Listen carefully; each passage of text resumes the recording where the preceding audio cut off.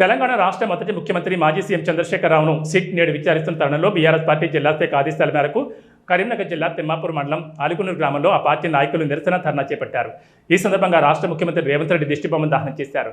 ఆలికునూరు చౌరస్తాలో ధర్నా చేసి రాస్తారోకో నిర్వహించారు. అంతకుముందు బీఆర్ఎస్ మండల శాఖ ఆధ్వర్యంలో మాజీ ముఖ్యమంత్రి కేసీఆర్ చిత్రపటానికి పాలాభిషేకం చేశారు. కేసీఆర్కు సిట్ నోటీసులు ఇచ్చి విచారణ చేయడంపై బీఆర్ఎస్ శ్రేణులు బగ్గుమంటున్నారు. కాంగ్రెస్ ప్రభుత్వానికి రోజులు దగ్గర పడ్డాయని, బొగ్గు స్కామ్ను బయటపెట్టినందుకే కేసీఆర్పై కక్ష సాధించర్లు దిగుతున్నారని మండిపడ్డారు. ఈ కార్యక్రమంలో మండల అధ్యక్షులు రావుల రమేష్, రాష్ట్ర నాయకులు Devender Reddy, Ullenga Lekhanandam, Singireddy Samireddy, BRS party division అధ్యక్షులు సల్లా మహేందర్, నాయకులు కాలువ మల్లేశం, పలు గ్రామాల సర్పంచులు, మాజీ ఎంపీటీసీలు, నాయకులు పాసెం అశోక్ రెడ్డి, నోముల శ్రీనివాస్ గౌడ్, మాతంగి లక్ష్మణ్, ఎడ్ల బుచ్చిరెడ్డి, సంగుపట్ల మల్లేశం, సుదిగోని సుదిగౌడ్, వంతడుపుల సంపత్ ఉన్నారు.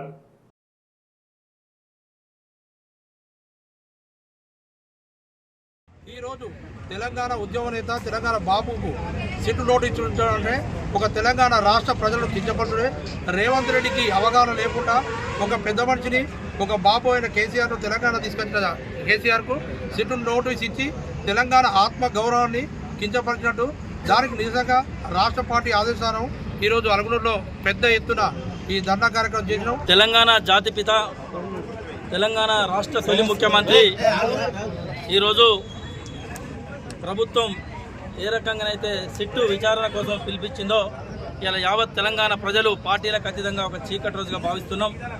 దానికి అనుగుణంగా రాష్ట్రం మొత్తం అన్ని మండల కేంద్రాలలో కానీ జిల్లా కేంద్రాల్లో కానీ ఈరోజు ప్రభుత్వ వ్యతిరేక విధానాలకు మేము నిరసన చెప్పినందుకు ఇలా అలుగునూరు చౌరస్తాలో మా మండల పార్టీ పక్షాన ఇలా ముఖ్యమంత్రి గారి దిష్టిబొమ్మ దాన కార్యక్రమం కానీ రాస్తారోకో నిర్వహించడం జరిగింది. ఈ కార్యక్రమానికి టీఆర్ఎస్ పార్టీ శ్రేణులందరూ తరలించేందుకు వారికి ప్రత్యేకంగా మా పార్టీ పక్షాన అభినందనలు తెలియజేస్తున్నాం. కేసీఆర్ మీద అంత పెద్ద గొప్ప నాయకుడు, ఒక తెలంగాణ తీసుకొచ్చిన నాయకుని మీద సిట్ విచారణ చేయడం అనేది మరి కాంగ్రెస్ ప్రభుత్వానికి కానీ రేవంత్ రెడ్డి కానీ వినాశనం మూడుంది, నాశనం వచ్చే రోజులు వచ్చింది కాబట్టి పైచార్జిక ఆనందం పొందుతూ ఉన్నాడు. వారిని సిట్ ద్వారా మన కేటీఆర్ గారిని, హరీష్ రావు గారిని కేసు లాస్ట్ చివరకు కేసీఆర్ తీసుకొచ్చినాడు. ఈ తర్వాత నువ్వు ఏం చేస్తావు రేవంత్ రెడ్డి? నీ కార్యక్రమాలు ఏముండదు.